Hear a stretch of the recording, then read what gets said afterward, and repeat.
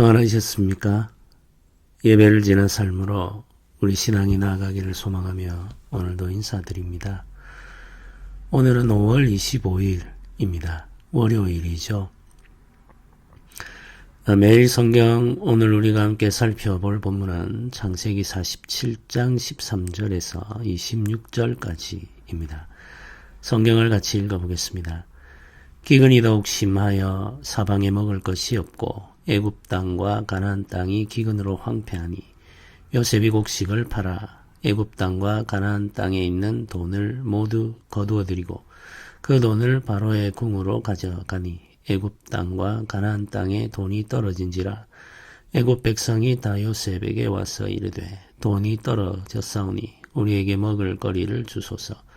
어찌 주 앞에서 죽으리까? 요셉이 이르되 너희의 가축을 내라. 돈이 떨어졌은즉 내가 너희의 가축과 바꾸어 주리라. 그들이 그들의 가축을 요셉에게 끌어오는지라.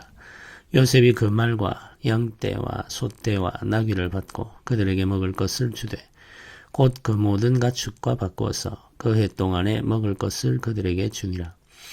그 해가 다 가고 새 해가 되매 무리가 요셉에게 와서 그에게 말하되 우리가 주께 숨기지 아니하나이다. 우리의 돈이 다하였고 우리의 가축대가 주께로 돌아갔사오니 주께 낼 것이 아무것도 남지 아니하고 우리의 몸과 토지뿐이니라. 우리가 어찌 우리의 토지와 함께 주의 목자 안에 죽으리이까? 우리 몸과 우리 토지를 먹을 것을 주고 사소서. 우리가 토지와 함께 바로의 종이 되리니 우리에게 종자를 주시면 우리가 살고 죽지 아니하며 토지도 황폐하게 되지 아니하리이다. 그러므로 요셉이 애굽의 모든 토지를 다 사서 바로에게 바치니 애굽의 모든 사람들이 기근에 시달려 각기 토지를 팔았으므로 땅이 바로의 소유가 되니라. 요셉이 애굽 땅 이 끝에서 저 끝까지의 백성을 성읍들에 옮겼으나 제사장들의 토지는 사지 아니하였으니 제사장들은 바로에게서 녹을 받음이라.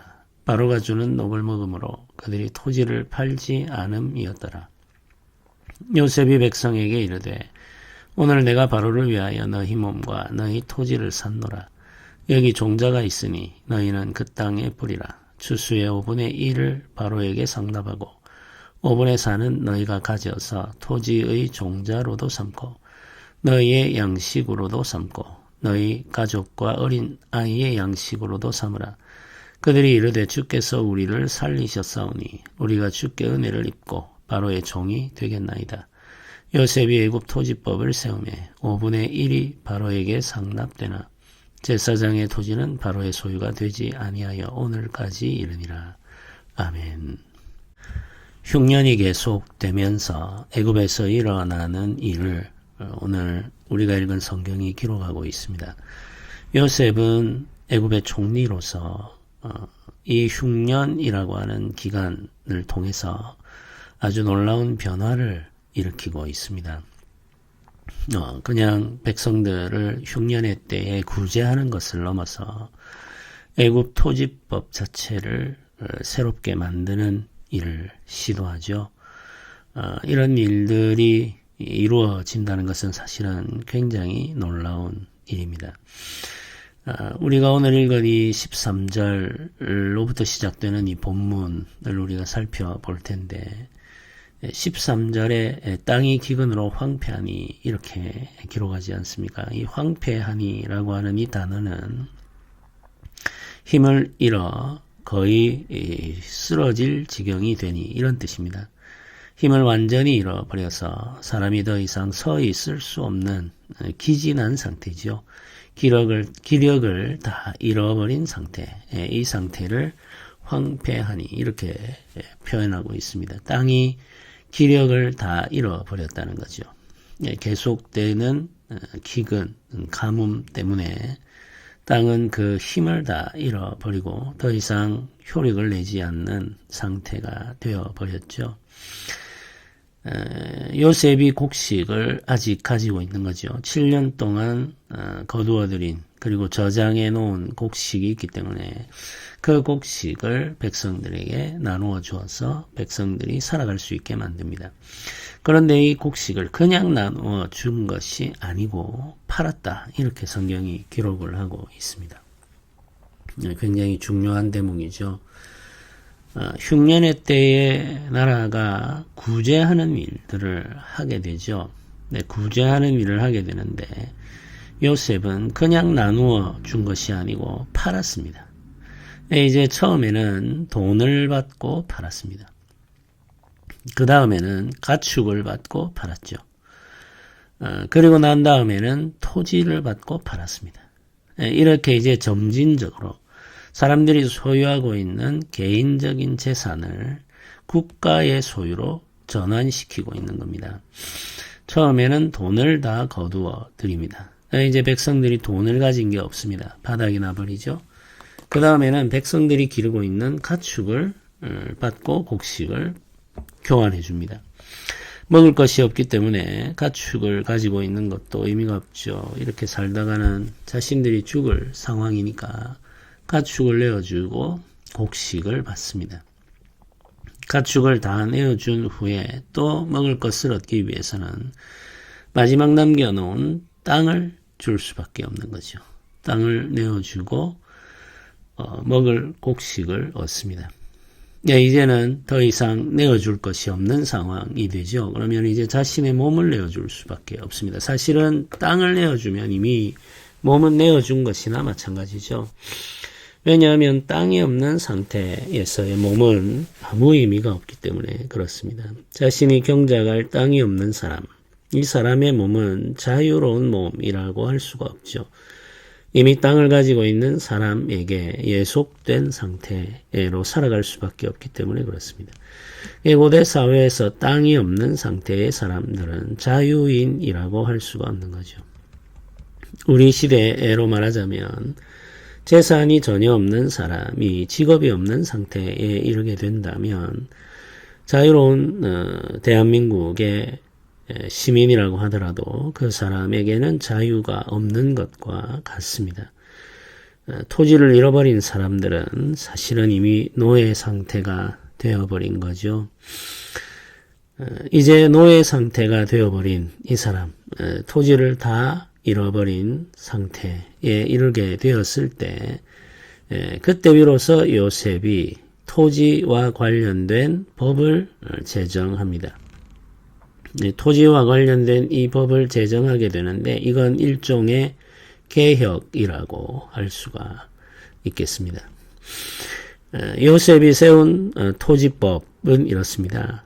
수확을 하게 되면 5분의 1을 바로에게 상납하고 토지의 주인인 바로에게 5분의 1의 몫을 주고 5분의 4는 자신들의 음식으로 사용하는 거죠.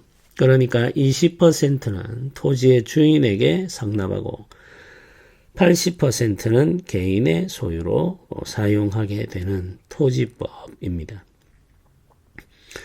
이게 이제 요셉이 만든 토지법이라고 할 수가 있겠죠.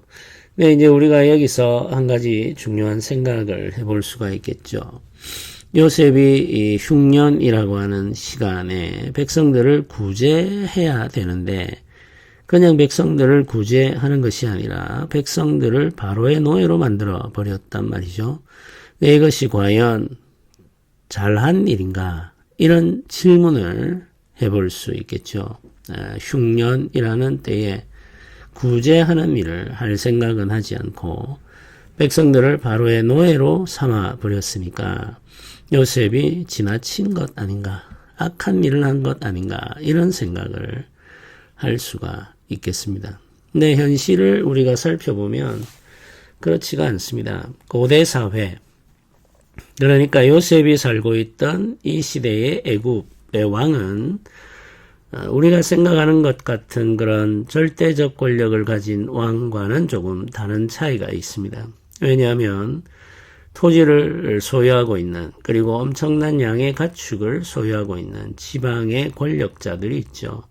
이 지방의 권력자들은 애굽 왕과 비교할 만한 그런 권력을 소유하고 있는 자들입니다.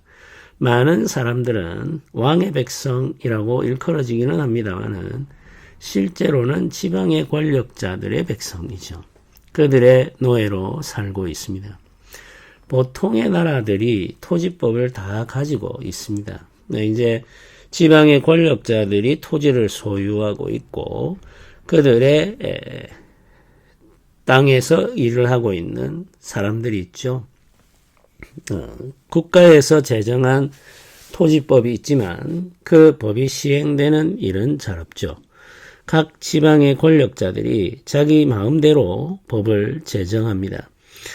자신에게 속해 있는 농민들과 거의 계약을 맺고 경작지를 나누어 주고 추수한 후에는 이제 곡물들을 나누어 가지죠. 주인과 경작하는 농민이 나누어 가집니다. 근데 보통의 경우에 80%는 땅의 주인이 차지하고 20% 정도를 농민들이 가져가게 됩니다. 그나마도 주어지지 않는 경우가 허다했습니다.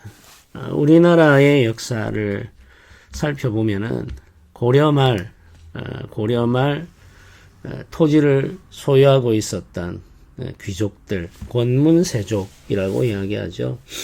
고려말 권문세족들이 대토지를 소유하는 거부들이 등장합니다. 이 사람들의 땅의 경계가 산과 하천이었다. 이렇게 말할 정도죠. 그러니까 눈으로 볼 수 있는 모든 땅은 한 사람의 권력자가 차지하고 있었다는 거죠. 이런 권력자들은 세금을 내지 않습니다. 그러니까 대부분의 토지를 소수의 권문세족들이 차지하고 있었기 때문에 왕은 점점 더 힘을 잃어가는 거죠. 왜냐하면 이들이 세금을 내지 않으니까 국가 재정이 약해지는 거죠. 국가 재정이 약해지면 국가를 위해서 일하는 군인들을 제대로 양성할 수가 없죠. 그런데 대토지를 소유하고 있는 권문세족들의 국가는 넘쳐나기 때문에 이들을 위해서 봉사하는 사병들은 늘어나게 됩니다. 그러니까 자연스럽게 왕의 힘은 약해지고 권문세족들의 힘은 강해지는 거죠. 그 당시 고려 말 토지법은 50%의 수확을 농민들이 가질 수 있게 정하고 있었습니다. 근데 실제로 이루어지는 일은 80%를 토지 소유주가 가져가고 20%를 농민들에게 나누어주는 형식이었죠. 근데 그것도 굉장히 자비로운 사람들의 경우에 그렇다는 거죠. 토지 소유주의 경우에 그렇다는 겁니다. 대부분의 경우는 10%도 가져가지를 못합니다. 그러나 이들도 땅을 경작할 노동력이 필요하기 때문에 이 농민들이 생명을 이어갈 수 있을 정도로 최소한의 곡식만 그들에게 나누어 주고 있었던 겁니다. 그렇게 노동력을 유지하면서 자신들의 토지를 경작하게 만들었던 거죠. 네, 이게 지금 고려 말에서만 나타나는 현상인가? 그렇지 않습니다. 조선 후기에도 이런 현상이 나타납니다. 그럼 이게 우리나라에서만 이런 현상이 나타나는가? 그렇지 않습니다. 유럽에서도 이런 현상이 나타나고 이집트에서도 이런 현상이 나타납니다. 거의 대부분의 나라에서 이런 현상이 나타납니다. 이제 요셉이 이루어낸 이 토지개혁이라고 하는 것은 사실상으로는 백성들을 굉장히 힘들게 만드는 제도인 것 같지만 사실은 그렇지 않습니다. 실제로는 백성들에게 자유를 주는 제도인 거죠. 토지를 소유하고 있었던 귀족들, 지방의 권력자들에게는 굉장히 큰 위협이 되는 제도가 되는 것이 분명합니다. 그들은 땅을 잃어버렸죠. 저항할 수조차 없었습니다. 내 모든 땅을 바로가 소유하게 됩니다. 국유화되는 거죠. 나라의 소유로 만들어버린 거죠. 모든 땅을 나라의 소유로 만들어버리고 모든 백성을 왕의 땅을 경작하는 농민으로 만들어버렸습니다. 엄청난 변화죠. 이런 변화가 이루어졌다는 것이 놀랍습니다. 그리고는 경작한 사람들에게 80%를 주어서 그들이 살아갈 수 있는 충분한 여건이 만들어졌습니다. 수확의 80%가 주어졌다고 하면은 이들은 풍요로운 삶을 살게 되었다는 이야기입니다. 농민들 대부분이 일을 하는 사람들은 모두 다 풍요로운 삶을 살게 되었다. 이런 뜻입니다. 이들은 더 이상 굶주리지 않아도 되는 세상을 만나게 된 거죠. 이건 혁명적인 변화입니다. 이런 변화를 이루어내어서 애굽이 모든 농민들이 배불리 먹고 자기 땅을 경작하며 살아갈 수 있는 그런 세상이 열리게 된 거죠. 네, 이건 많은 나라에서 사람들이 꿈꾸었던 일이기도 합니다. 고려의 역사를 끝내고 조선의 역사를 시작하는 데 있어서 가장 중요한 역할을 했던 사람이 정도전이죠. 정도전은 이상적인 국가를 설계했었습니다.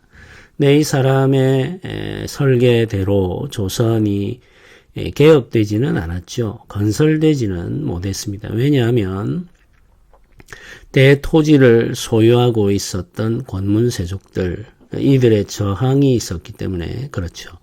그리고 함께 조선을 세우는데 힘을 모았던 사대부들, 이 사대부들조차도 자신의 기득권을 포기하려고 하지 않았습니다. 결국에는 정도전이 가지고 있었던 이상적인 국가, 나라의 모든 토지를 조사해서 백성들의 수를 다 계산하여 각 사람에게 경작할 토지를 나누어 주는 나라.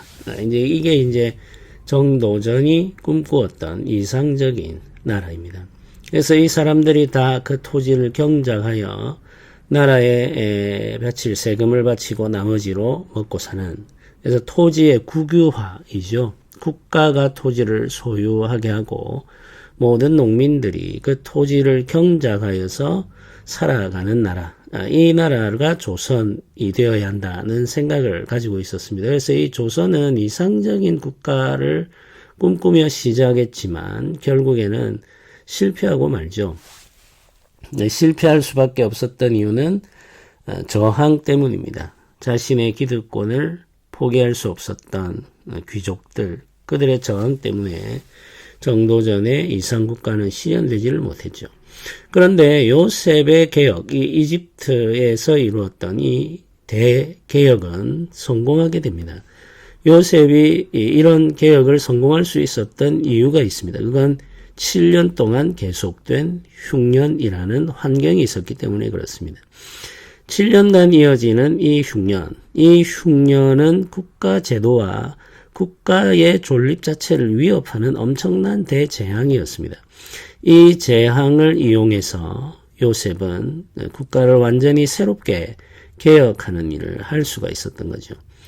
귀족들도 저항을 할 수가 없었죠. 왜냐하면 그들이 힘을 잃어버렸기 때문에 그렇습니다. 이 계속되는 흉년 속에서 지방의 권력자들이 자신들의 권력을 잃어버렸습니다. 흉년이 계속되니까 토지를 가지고 있는 게 의미가 없죠. 군사들을 기르고 먹일 수도 없습니다. 곡물은 대부분 다 바로가 관리하고 있습니다. 바로의 소유인 거죠.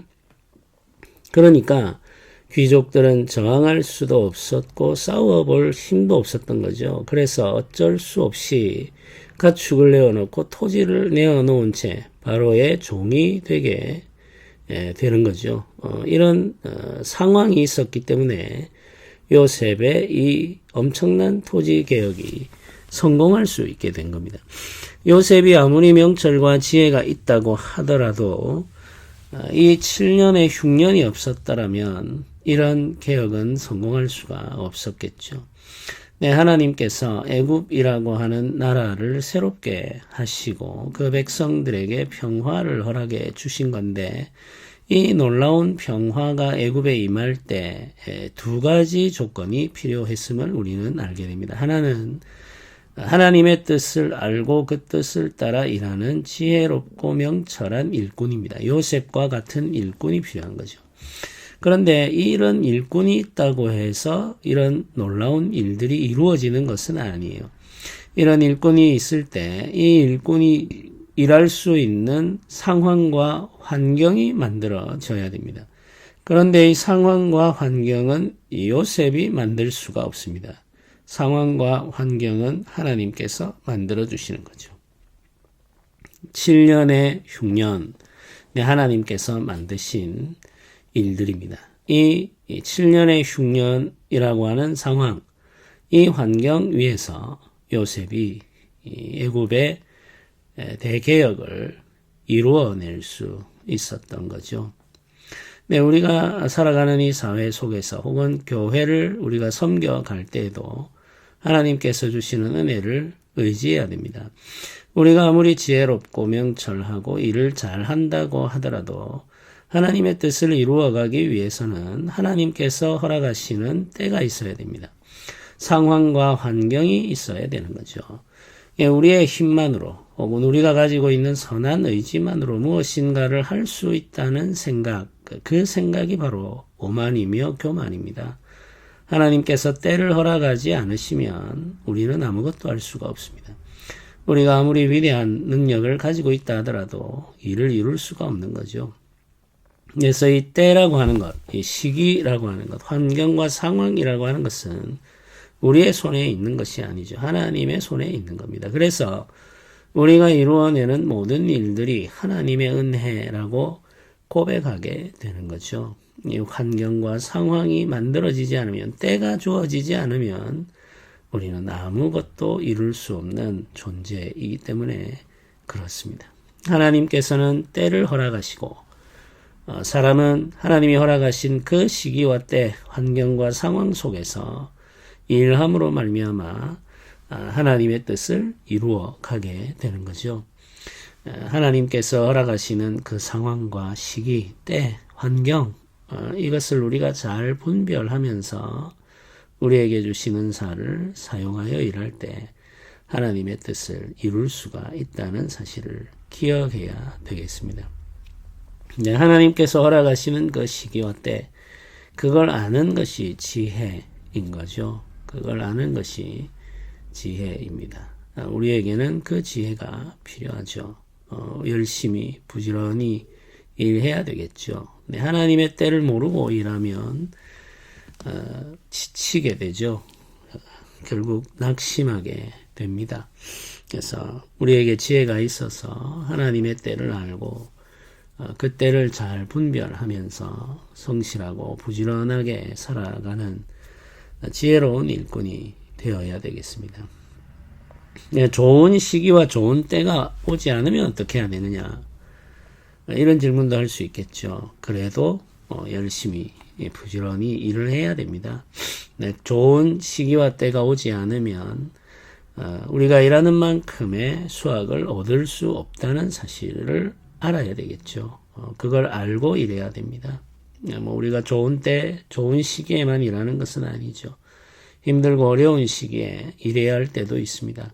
그럴 때에도 열심히 성실히 일해야 됩니다. 그러나 알고 있어야 된다는 거죠. 때가 좋지 않으면 우리가 일하는 만큼의 결과가 오지 않을 수 있음을 알아야 됩니다. 그래야 낙심하지 않는 거죠. 우리가 살아가는 이 시대에는 어떤 면에서는 굉장히 좋은 때이고 어떤 면에서는 굉장히 어려운 때일 수 있습니다. 영적인 관점에서 보면 흉년의 때가 앞으로 계속 지속될 것으로 보입니다. 그럼에도 불구하고 우리는 할 수 있는 일을 찾아서 해 나가야 되겠죠. 그리고 그 속에서 주시는 하나님의 은혜를 기대하고 구해야 되겠습니다. 다시 한번 하나님의 때, 은혜의 때가 오기를 기대하면서 기도하며 일하는 주의 백성들이 되시기를 주님의 이름으로 부탁드립니다. 함께 기도드리겠습니다. 은혜로우신 하나님 아버지 감사합니다. 우리에게 명철과 지혜를 허락하시고 우리가 섬김으로 말미암아 열매를 맺게 하시며 주의 주시는 은혜를 누리게 하옵소서. 흉년의 때에도 주의 일하심을 기대하면서 성실히 일하는 신실한 종들이 되게 하여 주옵소서. 우리에게 다시 한번 은혜의 때를 허락하셔서 심령의 부흥을 경험하게 하옵소서. 감사드립니다. 우리 주 예수님의 이름으로 기도드립니다. 아멘.